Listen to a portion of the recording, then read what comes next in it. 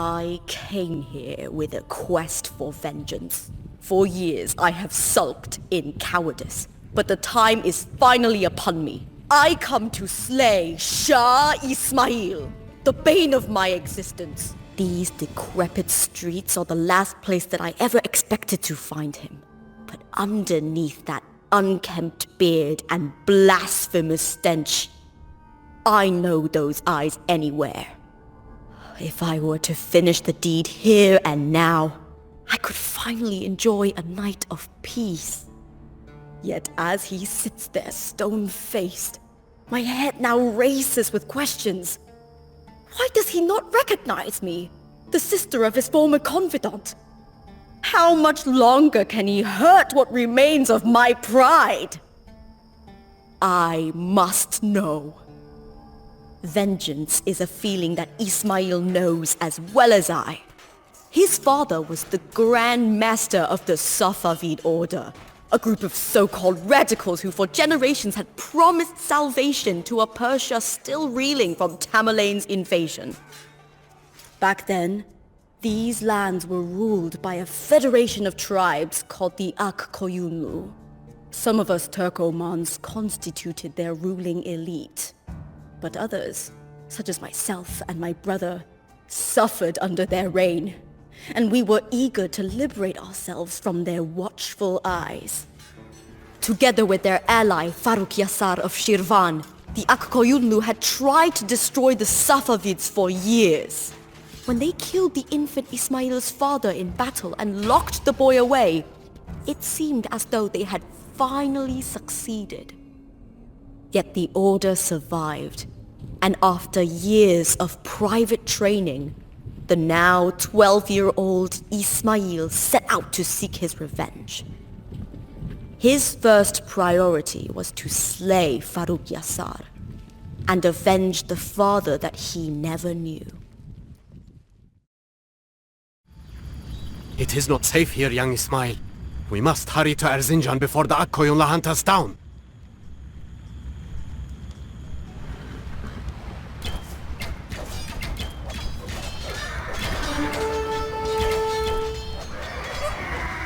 There will be many more Ak-Koyunlu patrols down the road. We must be careful. These men say that they will join us.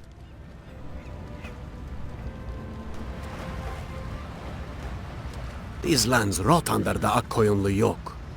They must be led by someone more righteous, like yourself, my sheikh.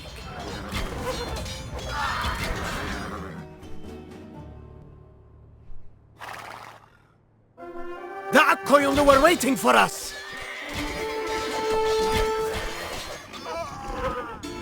Finally, we have a permanent base of operations. Set forth and spread my word to as many Turkomans as you can find. We will need quite the contingent to take the fight to the Shirvan Shah. Now that we have a permanent base, can we please go raid the Georgians like I suggested earlier?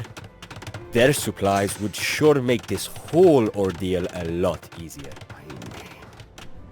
Alas, I shall have to return to my books later. Faruk Yasar has left Shamahi and awaits us in his hilltop fortress.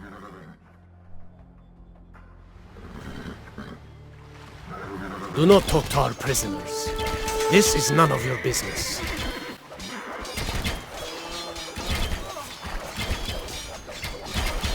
Your words ring true, young Ismail. We are pledged to your cause.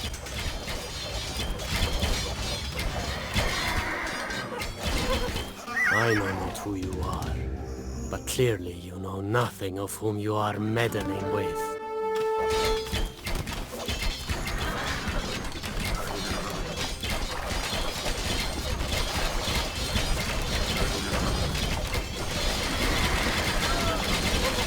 We have found gold in this Georgian market!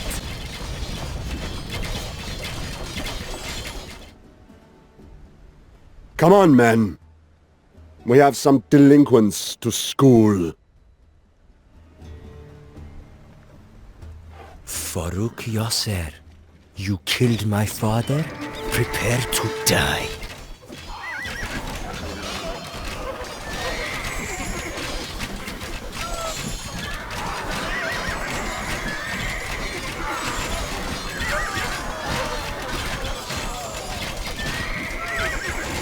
No. How could I lose this son of youth? I have waited for this moment all of my life! Now, we control this fortress!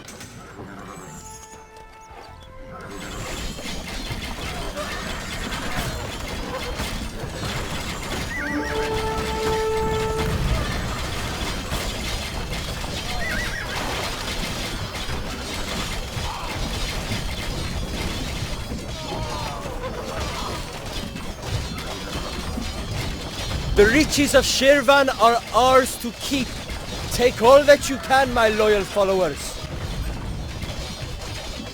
My good friends, you have made the impossible possible today. Let us rest for the night, for we have many adventures to share together. It breaks my heart to think that I once swore loyalty to this haggard. Yet there was a time that Ismail was the epitome of a valiant leader. I still remember the first time that we met him. My tribe was among the lucky few in Anatolia that he personally invited to ride with him to Erzincan. For weeks, my brother would not stop talking about this captivating, fearless youth. Once we arrived in Erzincan, he told us that Allah had commanded him to free us from the tribal life of generational bickering that we were all too used to. Such claims were not uncommon, but his intense conviction, firm as the blade of his shamshir, made us certain that he spoke the truth. He dubbed his soldiers the Kizilbash, the red hats for the 12 pleated garments that they were to adorn themselves with in battle. Embarrassed as I am to admit it, I still keep my brothers as a reminder of our youth, and of all the possibilities that it once promised. Strong-willed though Ismail was, he was also uncommonly generous. No sooner had his troops sacked Shirvan than he distributed the plunder among them. They were the only true family that he ever had, and he knew how to make everyone feel important to the cause. Looking back, I should have known all along how paranoid this boy truly was.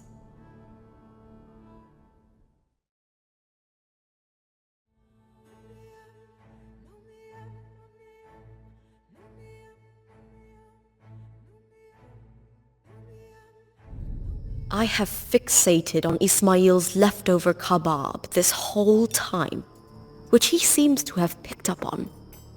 I am skeptical of his generosity, but with all of my lingering questions, I will be needing all of the energy that I can get. Despite the fall of Shirvan, the Ak-Koyunlu were only battered, not broken. Panicked by Ismail's swift rise, they assembled their forces near the village of Sharur, a place of strategic importance between his camps in the southern Caucasus and their capital of Tabriz. Although Ismail was horrifyingly outnumbered, the promise of battle lit a fire in him which spread to his men. They laid their lives at his disposal, for they knew that their leader was also ready to confront whatever fears they had.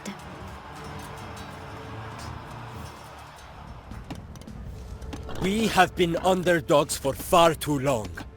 Once we are rid of these tyrants, we will march on Tabriz and forge a new empire. From there, we will spread our cause. Taking on the hardy garrisons of Tabriz could prove costly for us. If we capture the nobles hiding in the countryside before the battle begins, then we might be able to convince them to help us. The enemy forces will reach us soon. Dispatch your orders to us, and we shall follow your lead, my sheikh.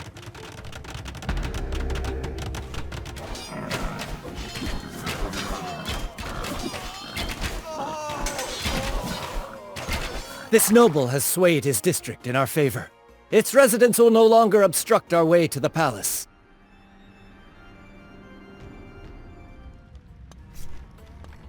We have cornered you at last. Lay down your weapons, or prepare to fight!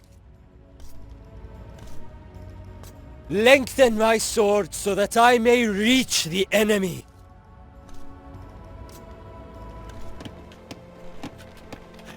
Sick though we are of your incursions, the Ottomans are our true worry. Let me offer you a deal. If you bring us a relic, we will let you be. We will await your decision.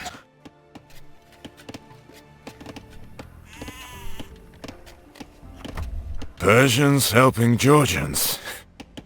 Not something that you see every day. No matter. At least we can finally get a good night's sleep again. What? Were you expecting more from us? Very well. Take these horsemen with you. Consider yourself lucky that we were this generous at all.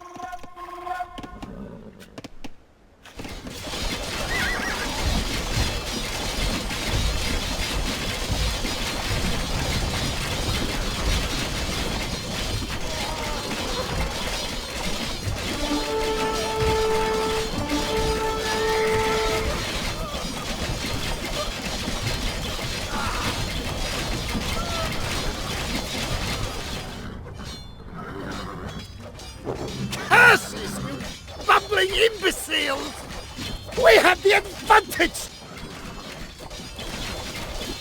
Onwards! Tabriz is waiting for us!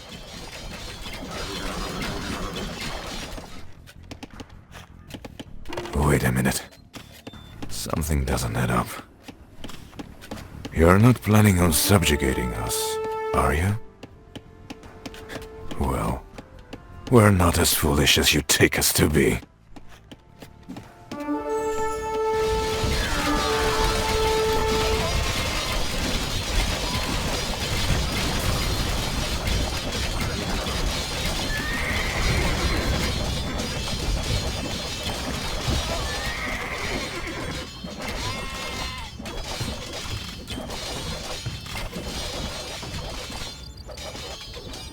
I should not have tempted you.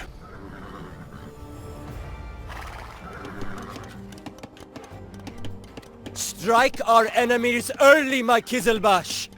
We shall keep them on their toes. As you wish. The Safavids approach our walls! Report to the front lines and stave them off!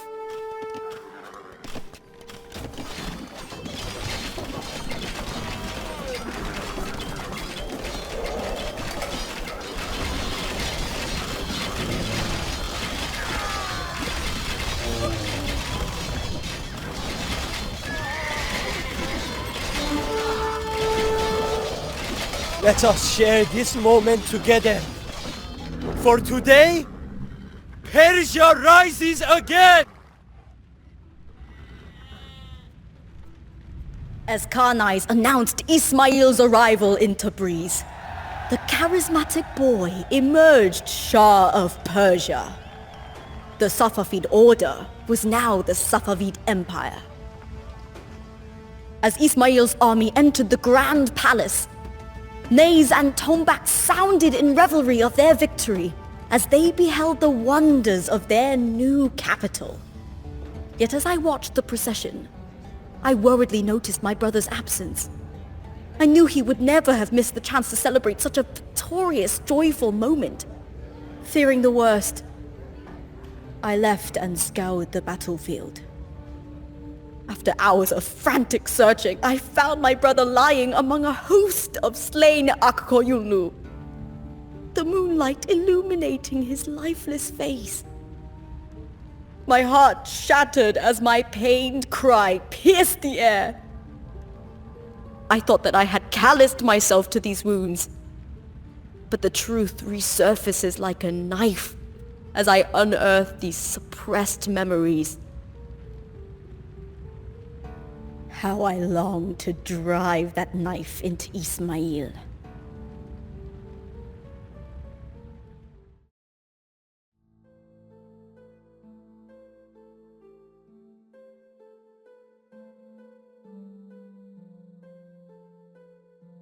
When I finished my meal, I noticed a scrap of parchment which the Shah had dropped on the floor. one of his old poems. I am the Alexander of my contemporaries, the words of the younger Ismail declared. However much I have tried to suppress the words inked on this greasy note, they remain etched into my heart.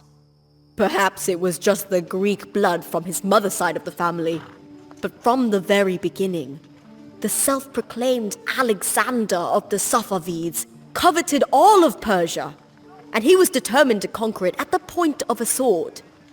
Having secured his new capital, this ambition now seemed within reach. Crippled though they were by their defeat, the Ak-Koyunlu were still not content to surrender peacefully. Indeed, after the loss of Tabriz, they were now fighting for their very survival. Ismail, naturally, was thrilled to put his abilities to the ultimate test. 20 steadfast Safavids, he declared, would overcome 200 Ak-Koyunlu. The hills of Persia beckon to us. Let us waste no time in fulfilling our grand mission. My Shah, your poetry has garnered quite a following beyond Persia. We can attract more Kizilbash to our cause by offering some of our gold. We fight for Shah Ismail! We can trade with Anatolian Turkomans, provided that we break past the Ottoman blockade.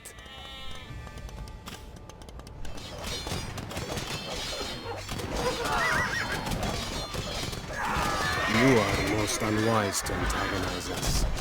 You shall face the consequences of your meddling.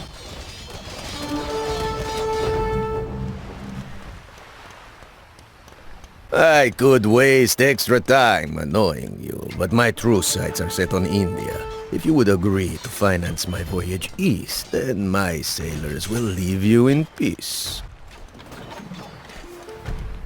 Bartering with strangers. All too easy. Mark my words, though. I am never relinquishing control of this port. I could use a little more gold. If you are interested, I can sell you my spare firearms for a reduced cost. Once I can finally afford new artillery, I will not have any more use for these things. Enemy troops approach us! Brace yourselves for a siege! Do not grieve if all have become your enemies. A challenger always flings bricks and stones from afar.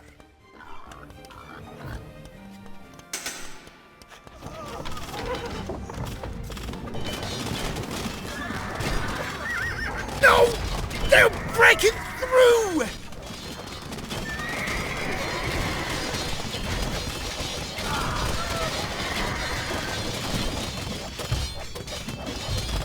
Seize the leader of this fort and bring him to me.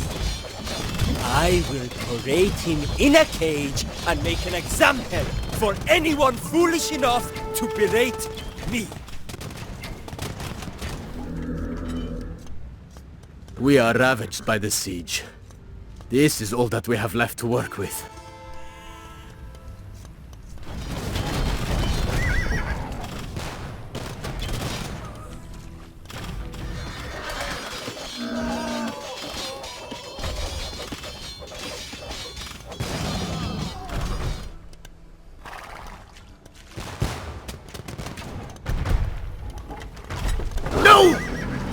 This was not supposed to happen! We must flee this place before the Safavids sell us off! They finally quit. Good.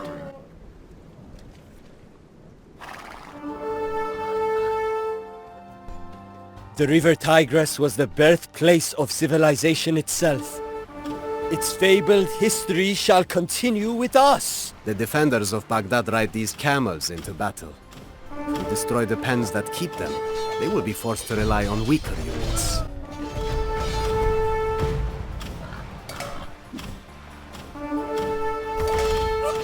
What happened to our precious camels? Looks like these horses will have to do instead.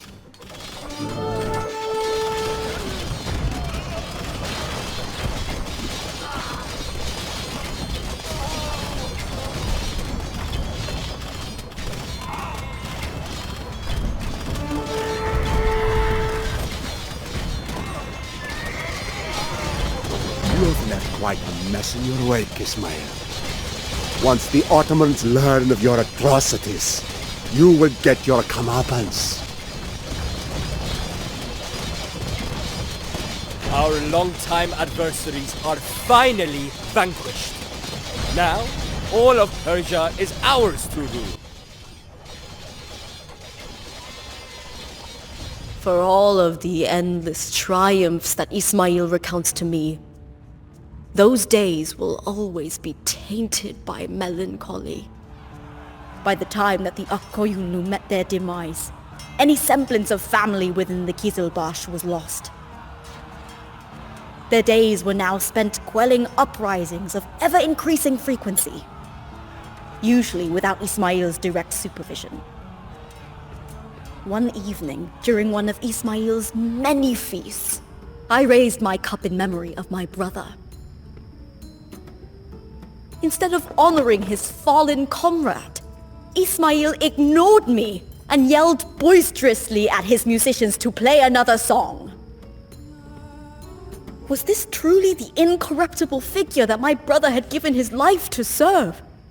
The carousing, apathetic stranger in that hall bore no resemblance to the benevolent soul that my brother had once adored. That was when it finally dawned on me that Ismail, the divine Shah, and Alexander of the Safavids was just as fallible as any of us.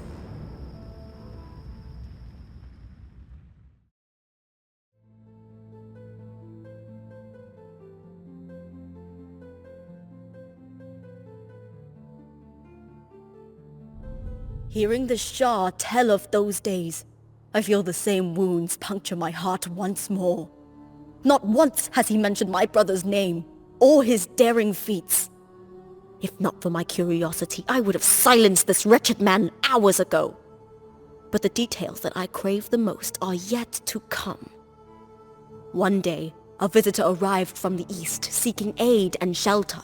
His master was the Timurid leader, Babur, who hoped to reclaim his homeland of Transoxiana from the rapacious Uzbek warlord Shaybani Khan. As Babur and Ismail both were avid lovers of poetry, the Timurid was confident that our Shah would happily answer the call. Yet for all of their similarities, Ismail loathed the thought of being compared to this mortal, as he described him. In accepting Babur's request for an alliance, Ismail hoped not for an enduring partnership, but an opportunity to supplant the Uzbeks from the historic Persian region of Khorasan, from which they had been launching raids against his new holdings. Khorasan rightfully belonged to the Timurids, but its link to the Silk Road trade made it one of the wealthiest regions in the world. Ancient shahs such as Cyrus and Yazdegerd had thriven off of its riches, and as uprisings became increasingly common throughout Persia, Ismail believed that this territory was the key to protecting his throne. Although they swore to fulfill the Shah's wishes, there was an unspoken consensus among the Kizilbash that Ismail was overextending himself. Deep inside, they knew that they were headed for a breaking point.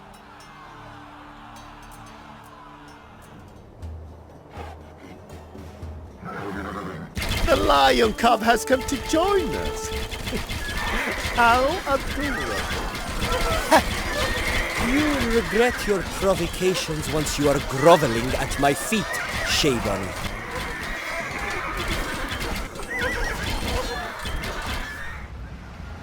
You're still drunk with pride after besting those frivolous pony riders. Now you face our professional steppe warriors. Consider your victory.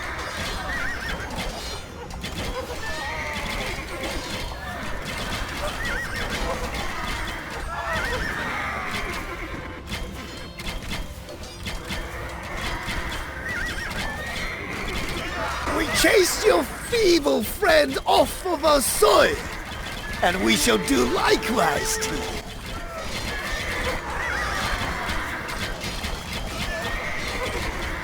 We have slain that pompous knave, Now his demoralized horsemen fight with half the ferocity.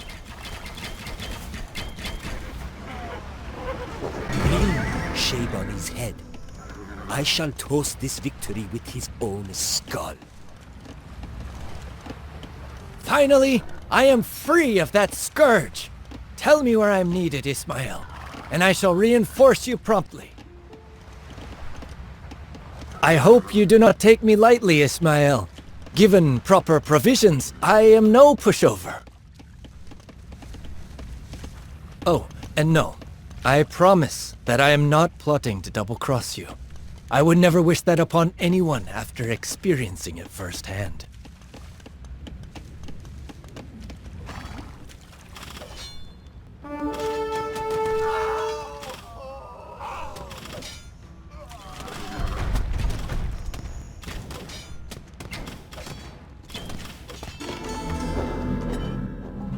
The enemy forces will reach us soon.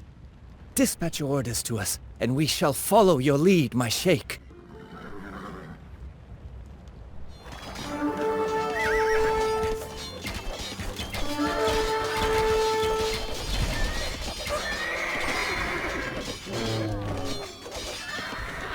You are as generous as they say, Ismail. Rest assured, I have much better plans for these townsfolk than just carving statues in my likeness.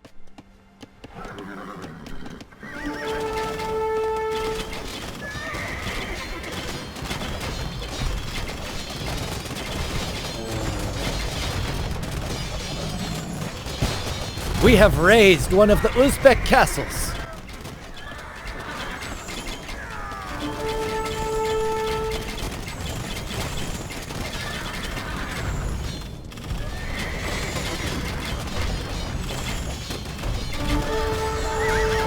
We have leveled 2 of Gazdavan's castles.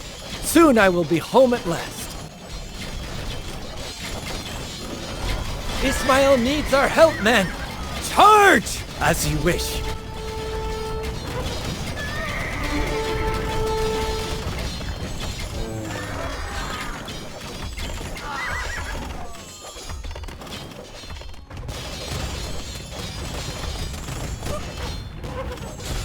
Three of Gazdavan's castles lie in ruin.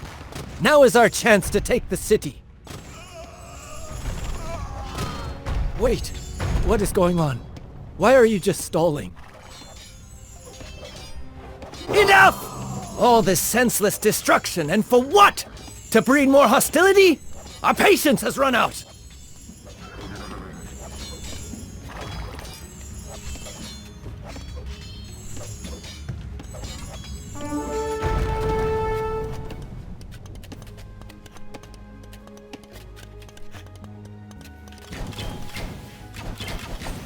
Oh, if only you had foreseen the descent in your ranks, Ismail, we would have prevailed.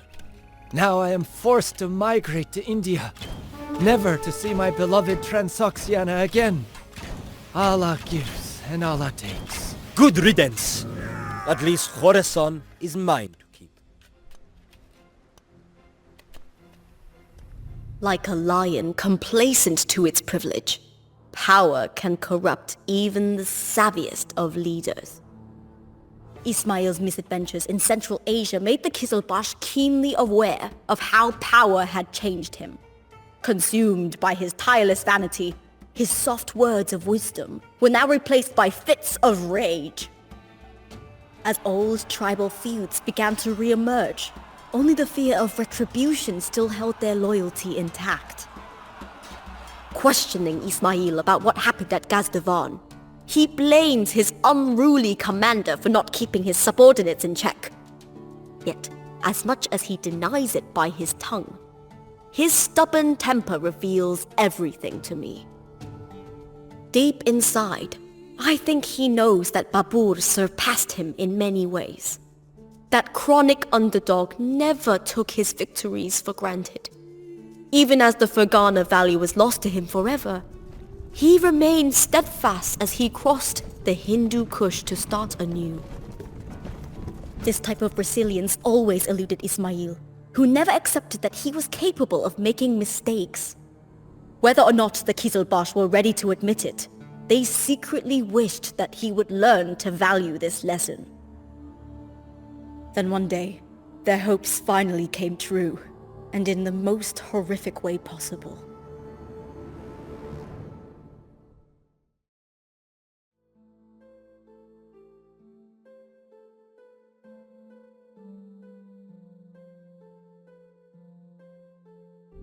Knowing where this story is inevitably headed, I find myself tensing with dread.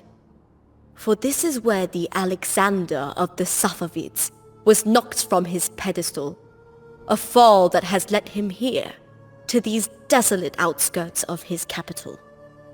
Ismail's demise began not in Persia, but in the ever-growing Ottoman Empire. A man named Shah Kulu attempted a coup against the ruling dynasty, much like Ismail had rallied his own followers to depose the Ak-Koyunlu. Although Shah Kulu's uprising proved unsuccessful, it was clear now to the Ottomans that Ismail's sway over their Turkoman subjects was no longer possible to ignore. A year later, Selim the Grim ascended to the Turkish throne, the victor of a strenuous civil war. In an act befitting his name, the new sultan rounded up 40,000 Safavid sympathizers and had them all executed. Blaming Ismail for infecting the minds of his rightful subordinates, he sent scathing letters his way. Still convinced of his own immortality, Ismail failed to take Selim's threat seriously, even pitying this unknown adversary. To him, this mysterious detractor was just like all others, foolish enough to incur his wrath. This conflict culminated in the two leaders gathering at the plains of Chaldiran, not far from the Safavid capital. What happened next, I am loath to mention, but I can already see the anguish dawning over Ismail's face as he opens his lips. My Shah, we are outnumbered. We should wait until nightfall to launch our attack. Silence! Numbers have never thwarted me in the past, and these Turks are no exception. Perfect. We have the Shah right at his haughtiest. Forward, march!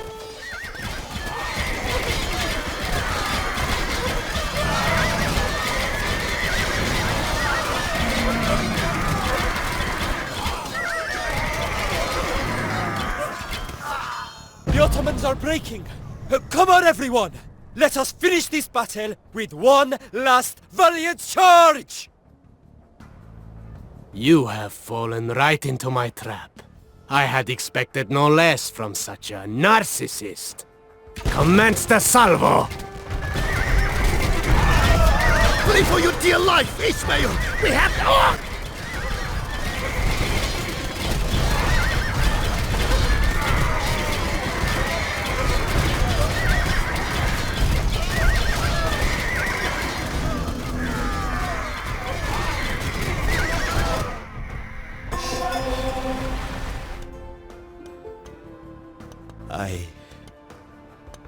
I lost. Was my claim to immortality nothing but a mirage all of these years? I would love to prolong this vacation, but I have some unfinished business down in Aleppo. Consider your necks spared. For now. We put our faith in you, Shah, and you have failed us all. Now the whole world encloses us. Prove to us that you are a capable leader, and not just some self-absorbed fraud.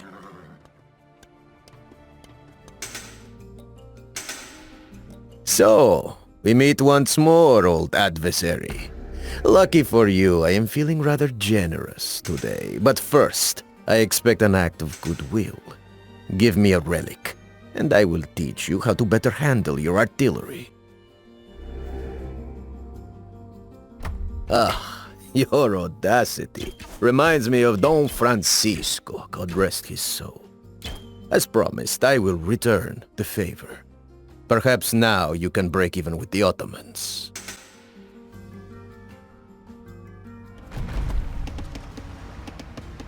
All of this campaigning is making me busy. But since you're a man of your word, I figured it only right that I spare a bit of help for a friend in need. Good luck in your endeavors.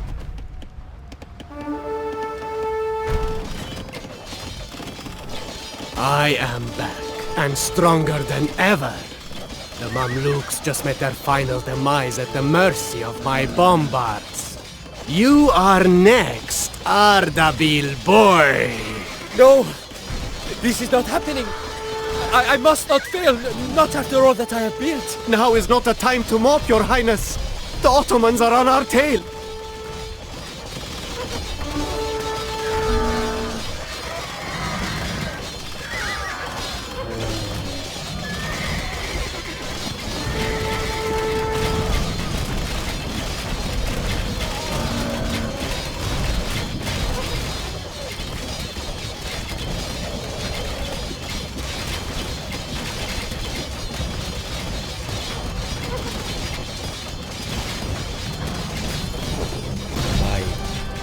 Pride is lost, yet this empire still stands.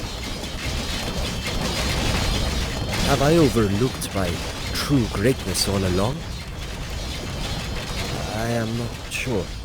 Thousands of men lost their lives that day. But the greatest casualty in Ismail's mind was his image as an immortal ruler, which had been forever shattered.